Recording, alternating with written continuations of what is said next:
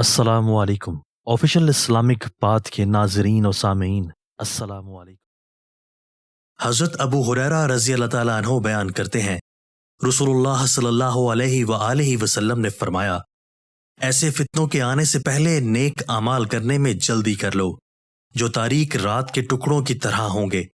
آدمی صبح کے وقت مومن ہوگا تو شام کے وقت کافر، جبکہ شام کے وقت مومن ہوگا تو صبح کے وقت کافر۔ وہ دنیا کے مال و متاع کے عوض اپنا دین بیچ دے گا۔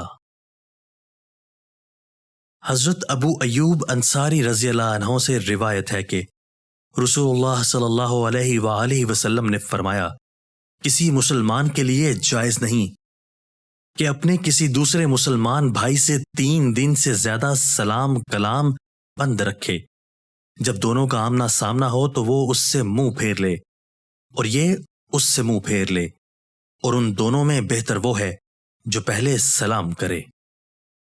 دوستوں، اگر آپ کو ہماری یہ ویڈیو پسند آئی ہے تو آپ اس ویڈیو کو اپنے دوستوں کے ساتھ شیئر کیجیے، کمنٹس باکس میں اظہار رائے کیجیے، ہمارے چینل کو ضرور سبسکرائب کیجیے اور بیل کے آئیکن پر کلک کر دیجیے تاکہ ہماری ہر نئی آنے والی ویڈیو آپ کو بر وقت مل سکے۔